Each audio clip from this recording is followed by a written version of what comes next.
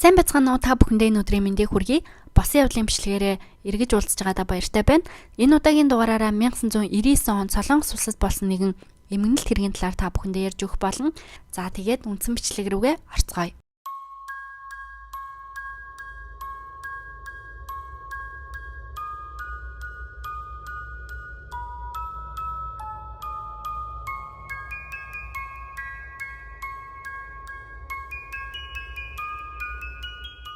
1999 оны 6 сарын 29-ний өдөр Өмнөд Солонгосын Хьюасан хотод байрлах Sealand Yacht Training Center гэх газар руу Солонгосын хот хотыг төлөөлсөн цэцэрлэгийн болон бага ангийн сурагчид болох 551 хүний бүрэлдэхүүнтэй сурагчид болон багш нар хээрийн дадлагт явсан байна.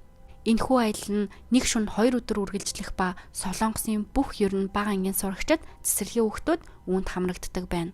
Аялагчид маань 4-6 насны балчрууд байсан. Эцэг эхчүүд нь хэлэхдээ болохоор тэд маш их догтлж исэн. Хизээ одоо тэр аяллаа маань өдөр болох вэ? Би ямар тоглоомоо авч явах вэ гэд үнэхээр догтлж исэн гэж ээж аауд нь хэлж исэн. Тэрхүү сурагчдын нэг болох Сара гэдэг охин нь болохоор маш хөөрхөн, ягаан хувцамссан, маш сэргэлэн тийм охин байсан. Түүний аав нь хэлэхдээ мөн адил охин үнэхээр догтлж исэн тухайн аялалд гэж хэлсэн. Энэ харагдаж байгаа газар бол тэдний очисон кампус нь. Оцсон өдрөө маш олон сонирхолтой үйл ажиллагаануудад оролцож, тоглоом тоглоод, talented show зохион байгуулад, за гоё хоолтой, хүүхдүүд аз жаргалтай байгаагаас харахад багш нар маш өндөр зохион байгуулалттай тухайн хээрийн аяллыг зохион байгуулсан нь харагдаж байна. Энэ бүх 6 цэнгэл тоглоомын дараа оройн 9 цаг болж бүх хүүхдүүд унтахаар байр руугаа явсан байна. Тэрхүү байр нь 3 давхар бүртээ урт коридортой, давхар тус бүртээ 26 өрөөтэй нийт 550-д орчим хүн тэнд байрлаж байсан. Яг үнэндээ 550 гаруй хүн тухайн 3 давхар байрлалд байрлахад тухайн байрлал бол жижигдэжсэн. Яагаад гэвэл нэг өрөөнд 15-аас 18 хүн байрлаж байсан. Бүхэл өдөржин тоглож наадсан хүүхдүүд 9 цаг гээд нам унтцгаасан. Бага насны хүүхдүүд ядархаараа сэрэлгүй нам унтдаг нь энэхүү кейсийн нэг том шалтгаан нь болсон байх. Маргааш өглөө нь болох 1999 оны 6 сарын 30-ны өдөр Сара гэх нөгөө охины аав нь нэгэн дуудлагыг хүлээж авсан. Тэрхүү дуудлага нь тухайн охины аавынхын дотны хүн залгаад телевизээ хурдан хасаагаарай гэд өөдөөс нь хашгирсан байна. Аав нь бүр яарад телевизээ хасаасан чинь охины явсан кампт нь ер нь шатж байгаа тийм мэдээлэл гарсан. Тэгээд зурагтаар байрлал бүхэлдээ шатсан тухайн мэдээлэл гараад тэгээд нас барсан хүмүүсийнх нь нэрнүүдийг зарлж итэл охины нэр дунд нь байсан. Энэ мэдээг сонссон эцэг ихэд ямар амар байсан болоо. Хүүхдийнхаа нэрийг нас барсан хүмүүсийн нэрс дундаас ингээ хараад итгэмээргүй л байсан баг. Тухайн шөнө яг ямар зүйл болсныг та бүхэндээ одоо ярьж өгье. Тухайн хүүхдүүдийн байрлсан нөгөө байрлал нь болохоор маш урт коридортой гэж би хэлсэн штэ. За тэгээд маш урт сунсан тийм байрлал байсан. Шөнийн 9 цагт хүүхдүүдийг унтсны дараа зарим багш нар нь нэгэн жижиг парти зохион байгуулсан. За өнөөдрийн үйл ажиллагаа амжилттай боллоо гэд өнөөдрийнхөө сонин сайхныг ярангаа сөөж уугаад, вайн уугаад тэд шүн дунд хүртэл ууж сууцгаасан. Цаг жаал хэдийн шүн дунд болж 3 давхарт амарч байсан нэгэн багш нэг зүйлийг олж мэдсэн. Тэр нь болохоор 3 давхар тэр чигээрээ утаанд автсан, юу ч харагдахгүй тийм сааралтай эргэлдсэн байсан. Тухайн багш нь болохоор гинт сандраад яарад эхлээд 3 давхарт байгаа бүх өрөөнүүдийг онгойлгоод тэнд байгаа хүмүүст сэрэмжлүүлэг өгч эхэлсэн. За тэгээд зарим хаалга нь онгоохгүй байхлаар нь 2 дахь арга хэмжээ буюу 3 давхраар нэг хашгирсан. Энд гал гарч байна. Хурдан нэг давхар руу буугаад байшингаас гараарай гэд тухайн багш бол анхааруулга өгсөн байна. Тэгээд тухайн багш нь болохоор тэнд нэг галын тохиолдол байсан. Тэрэн дээр очиод дарсан боловч тухайн тохиолдол нь ажиллаагүй. Азар түүний хашгирахыг 2 давхрын зарим багш нар сонсоод 1 болон 2 давхрын хүүхдүүд гадагшаа гарч эхэлсэн. Гэхдээ л аль хэдийн гал гараад эхэлсэн байсан болохоор 500 гаруй хүн нэгэн зэрэг гарна гэдэг бол тэр бол маш том зүйл шүү дээ тий. Анх гал гарч байгааг мэдсэн залуу багш 301 өрөөний ойролцоо очиод тэр өрөөнөөс л яг гал эхэлж байгааг мэдсэн. За тэгээд 301-ийн хаалгыг нь онгойлгох гэсэн боловч нөгөө багш маань онгойлгох чадаагүй. За тэгээд тэнд байсан нөгөө гал унтраагуур хөөсийг цацах гэсэн боловч тэр нь зүгээр decoration маягаар тэнд байсан ажилгүй зүйл байсан. Яг энэ мөчөд 302 болон ойр орчмын өрөөнөөс хүүхдүүд хашгирч байх чимээг сонсогдсон байна.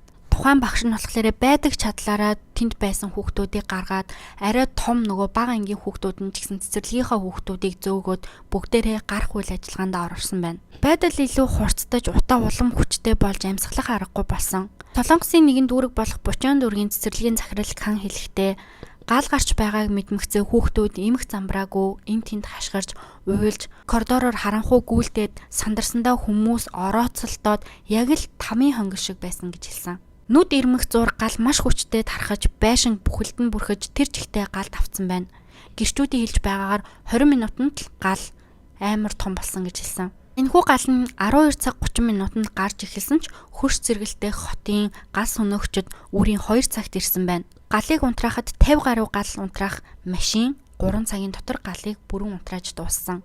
Тус төвийн ажилчид хэлэхдээ болохоор онцгой байдлын үед хэрхэн арга хэмжээ авах талаар сургалтанд хамрагдаагүй байсан учраас ийм удаан хугацаанд ирж ажил удаашрсан хэмээн тайлбарласан. Зарим гэрчүүдийн хэлж байгаагаар гал төмрийн улмаас төвийн утасны шугам гэмцэн байх магадaltaй гэж бас тайлбарлаж байсан.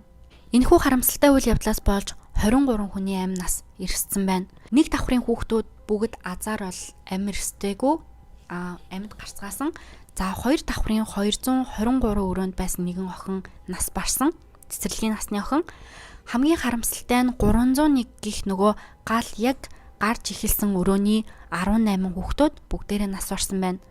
Энэхүү хүүхдүүд нь болохоор Сөүлд байрлах Соман гих цэцэрлэгийн хүүхдүүд байсан ба 301-т байсан хүүхдүүдийн цогцос хаалганы хажууд бөөгнөрч бие биенийгээ тэрсэн байдалтай олцсон. Эдний нэг нь нөгөө нэг Сара гих охин. Нас барсан 18 хүүхэд нь 5-аас 7 насны хүүхэд байсан ба утаа болон галын дөлнөөс шалтгаалan амиа алдсан гэсэн шүүх шинжилгээний хариу гарсан. Мөн 3 давхарт байрлаж байсан 4 багш нас барсан ба эдний хамгийн залуу нь 23 настай нэгэн бүсгүй байсан. Түлэнхийн улмаас эмнэлэгт хүргэгдсэн 6 настай Кан гих хүүг хэлэхдээ болохоор би шүн дөлөөр халуун шалнаас болоод сэрсэн. Намайг сэрсэн чинь өрөөнд шкаф шатаад ингээд өрөө бүр тэр чигтээ харанхуулчихсан байсан. Тэгээд манай багш намайг гаргаж тэнд 3 4 хүүхдүүд амьд гарч чадалгүй одоо надтай хамт гарч чадалгүй үлдсэн гэж хэлсэн. Гэхдээ мэдээж энэ хүүхдүүд нь бол дараа нь амьд гарч чадсан. Гадаа гараад ирсэн чинь байшин амар шатаад цонхнууд нь 2 болон 3 давхраас газар унаад исэн гэж тэр хүүхэд хэлсэн байна. 6 настай хүүхдийн төсөөлөл тэр харсан мэдрэмж бол ямар амар байсан болоо. Маргааш өглөөн нь бүх эцэг эхчүүд тухайн газар ирсэн ба цагдаа нар ер нь бол хүүхдүүдээ харахгүй байсан дээртэй гэж хэлсэн нөгөө 18 амир эсцэн хүүхдүүдийг гэхэд нөгөө Сарагийн тохны аав нь болохоор би охиноо заавал харнаа. Харж иж миний сэтгэл санаа амарна. Тэгэхгүй бол би одоо хүртэл ерөөсөө итгэхгүй байна. Миний охин 2 хөлн дээрээ нэг тэмдэгтэй байх хэвээр. Би тэр тэмдгийг нь харж иж л миний санаа амарна гэд бүр охиныхоо цогцыг харсан. Яг үнэндээ бол 301 гэдэг өрөөнөөс гал гарч эхэлсэн. Гэхдээ 314 буюу 301-ийн эсрэг талын өрөөнд багш нар нь ер нь бол найрлж парти хийжсэн байна. Зарим багш нар нь огт юм болоогүй гэж хэлсэн. Зарим багш нар болохоор бид нар гадаа байсан гэж хэлсэн. Тэгээд яагаад тэр хүүхдүүдийг авраагүй юм бол гал гарч эхэлж байхад яагаад тэр эсрэг талынхаа өрөөний хаалгыг онгойлгоод хүүхдүүдийг авраагүй юм бол тэр бол маш сонирхолтой хачирхалтай байна л да. Анх гал гарч байгааг мэдсэн багш 314 өрөөнөөс ерөөсөө хинч гарч гүгээгүй би хэнийг ч хараагүй гэж хэлсэн. Аль үед нь тэр багш нар 314-т байгаад тэгээд гараад явсан болоо тэр бол тодорхойгүй. За ингээд цагдаа нар гал гарахад нөлөөсөө 2 зүйлийг ингээд нэрлсэн хүчин зүйл нь. За таамагласан гэсэн үг. Нэг нь болохоор цахилгааны утас шатснаас болсон. За нөгөөх нь болохоор шумуул үргээдэг нэг юм хагиргалсан юм гал ингээд асаадаг юм байдаг штэ. За тэрнээс болсон гэж хэлсэн. Ийм 2 таамаг дэвшүүлсэн. Цагдаагийн байгууллага 2 хоногийн мөрдлөгийн явцад яагаад гал гарсан шалтгааныг бол тогтоох гэж үзсэн. За энэ нь шумуулнаас хамгаалдаг асаадаг тэр хүч шиг юмнаас гэж хэлсэн. 2 ширхэг хүжийг бол байшингаас олсон. За нэг нь болохоор 301-ийн цонхтой нойрол зохон тавьсан байсан. За нэг нь болохоор хаалганыхын тэндээс олцсон гэж хэлсэн. Гэхдээ зарим цагдаа нар нь яг энэ хүчнээс болж тийм том гал гарсанд ерөөсөө эргэлзээд 4 туршилтыг хийсэн байна. За нэгдүгээрт нь болохоор тухайн хүжийг хувцсан дээр тавьж үзсэн. Хоёрдугаарт нь дээр нь цаас тавьж үзсэн. гуравдугаарт нь хүнжлэн дунд хийж үтсэн. Нэг нь болохоор хүнжлэн дээр тавьж үтсэн. За хэсэг хугацаанд хараад за тухайн зүйлүүд тэр цаас хүнжил хувцсан шатж гинүү гэж үтсэн боловч аль нь шатаагүй. Тэгэхээр энэ барилга энэхүү хүчнээс болж шатаагүй гэдэг нь бол тогтоогдсон. За тэгээд энд харагдаж байгаа бол байшингийн шатсны дараах зураг. За тэгээд цагдаа нар байшинд бол шалгалт хийхийг хүссэн. За тэрэн дээр нь болохоор байшин яаж баригдсан барилга байсан гэхлээр маш хямд материалаар баригдсан зүгээр ханыг нь хөөсөнцрөөр босгосон зүгээр контейнер бокс байсан. За тэгээд түрүүнд ярьсанчлан байшин дотор байсан галын тохио болон нөгөө нэг гал унтраах зүйлүүд нь зүгээр decoration маягаар байрлуулсан ямар ч ажиллахгүй зүйлүүдийг тэнд зүгээр тавьсан байсан нь үнэхээр харамсалтай. За тэгээд энэхүү барилгын эзэн Пак гэдэг хүнээс асуугаад яагаад ийм контейнер барьсан юм бэ гэж асуусан чинь би зүгээр л мөнгөө хэмнэсэн юм а гэж хэлсэн. Бүр сонирн байгаас тэгээ тухайн газар нутаг тийм эрэлттэй, тийм олон хүн хүлээж авдаг мөртлөө тийм одоо олон нийтийн зориулттай барилгад яагаад тийм том шалгалт хийгээгүй юм бэ? Мэргэжлийн хяналт нь бол маш муу ажилласан нь энэ дээрээс харагдаж байна. Хэргийн дараах шалгалтаар тухайн барилга нь эрчим хүчний холболтой ч ер нь бол хийлгээгүй, хууль бусаар зөвшөөрөл авсан байсан нотлогдсон.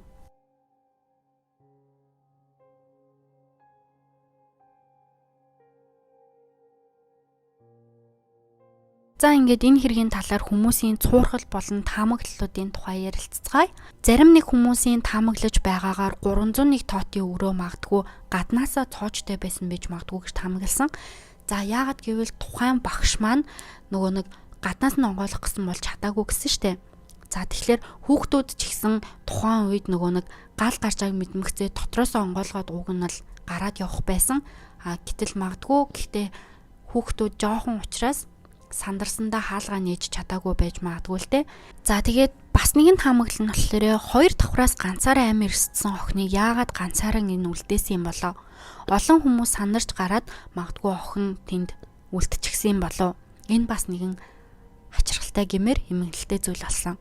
За тэгээд эцэст нь энэхүү хэргийн буруутан болсон хүмүүс ямар ял шийтгэл авсан талаар та бүхэндээ хүргэе. Тухайн контейнерын эзэн Пак гэх залуу тухайн мужийнхаа 6 прокурорт хэл ахуул өгсөн. За энэ нь болохоор нөгөө эрчим хүчнийхээ асуудлыг шийдвүүлэх гээд за энэ хүмүүс маань болохоор ямар шийтгэл авсан бэ гэхлээр хүний аим санаатаагаар хөнөөсөн барилгын хууль зөрчсөн хэрэгээр 5 жилийн хорих ял авсан.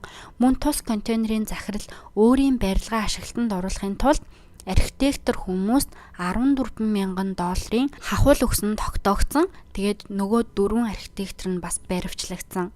За тэгээд Сөүл хотын Самун цэцэрлэгийн захирал болон түүний нөхрийг 301 өрөөнд байсан хүүхдүүдийн хүлд буруутай гэж үзээд хүн амны хэргийг санаатаагаар үйлдсэн, хамт явсан байжээж архитан согтуурсан гэдэг үндслээр 2.6 жилийн хорих ял оноосон байна. За ингээд өнөөдрийн бичлэгэнд хүргээд дуусгая. Өнөөдөр үнэхээр харамсалтай хэргийн талаар та бүхэндээ ярьж өглөө. За ингээд дараагийн бичлэгээр уулзлаа. Түр баяртай.